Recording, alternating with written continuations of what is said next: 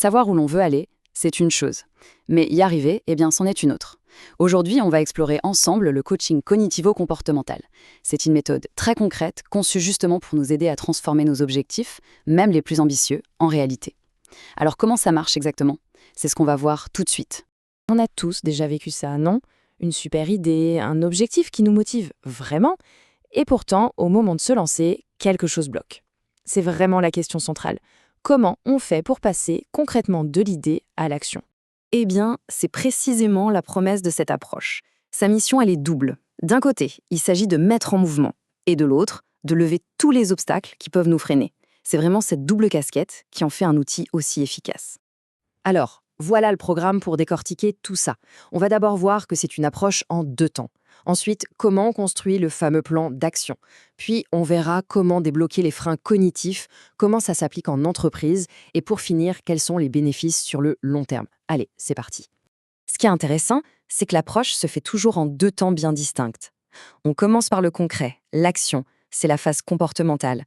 Et c'est seulement si un blocage persiste qu'on va creuser un peu plus long, dans la phase cognitive, celle qui touche à nos schémas de pensée. Donc cette première étape, elle est entièrement dédiée à l'action. C'est un vrai travail d'équipe entre le coach et la personne accompagnée. L'idée, c'est de bâtir un chemin qui soit clair, structuré, mais surtout réalisable pour arriver au but qu'on s'est fixé. Pour que ce soit plus parlant, on va utiliser une métaphore. Imaginez que votre objectif final, le grand truc que vous visez, c'est d'atteindre le toit d'un immeuble. Forcément, vu d'en bas, ça peut paraître super haut, voire un peu inaccessible. Bon, pour atteindre ce toit, on ne va pas s'envoler d'un coup, il faut bien passer par des étapes intermédiaires. Ces étapes, ce sont les objectifs généraux. On peut les voir comme les différents étages de l'immeuble. Chaque étage qu'on atteint est une victoire, un pas de plus vers le sommet. Et pour monter les étages, on fait quoi? On prend l'escalier, marche après marche. Eh bien, ces marches, ce sont les objectifs spécifiques. Des actions toutes petites, très concrètes, précises et surtout faisables. C'est cette décomposition qui rend finalement toute l'ascension possible.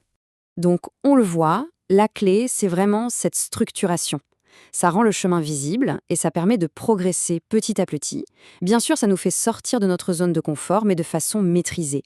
Et ce qui est assez fou, c'est que très souvent, le simple fait de construire ce plan, eh bien, ça suffit à débloquer la situation. Mais voilà, parfois, le plus beau plan du monde ne suffit pas.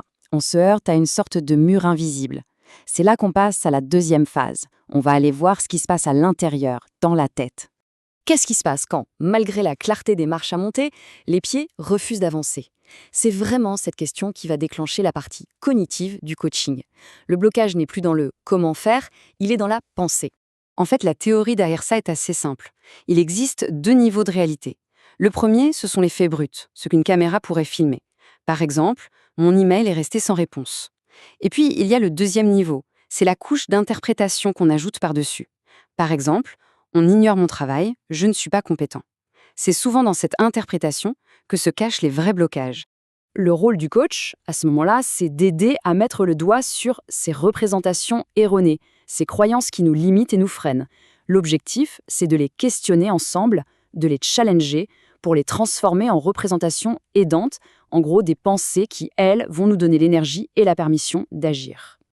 Alors, concrètement, un processus comme celui-ci, ça demande un peu de temps.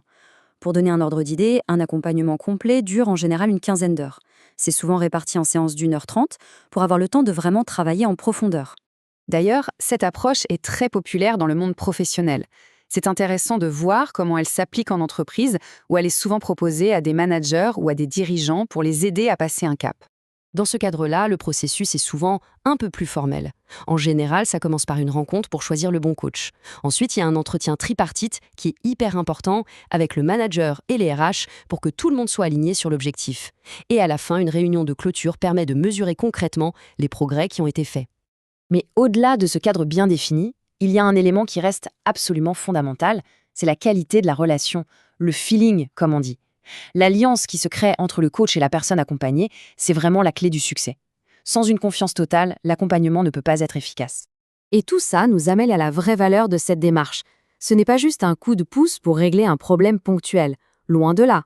Les bénéfices sont vraiment pensés pour durer dans le temps. On parle souvent d'une démarche psychoéducative. Le mot est important parce qu'il met l'accent sur l'idée d'apprentissage. Le but du coach n'est pas de donner une solution toute faite, mais plutôt de transmettre des outils. Et voilà l'objectif final. La personne accompagnée repart avec une nouvelle boîte à outils. Elle développe de nouveaux automatismes. Savoir découper un objectif, savoir questionner ses propres pensées, savoir se mettre en action. Au final, elle gagne une vraie capacité à surmonter, seule, les prochains défis. C'est un gain en autonomie qui est énorme. Pour finir, revenons une dernière fois à notre immeuble. La question la plus importante, ce n'est pas de savoir comment atteindre le toit en une seule fois. La vraie question, c'est quelle est la toute première marche, aussi petite soit-elle, que l'on peut monter là, maintenant, pour commencer l'ascension.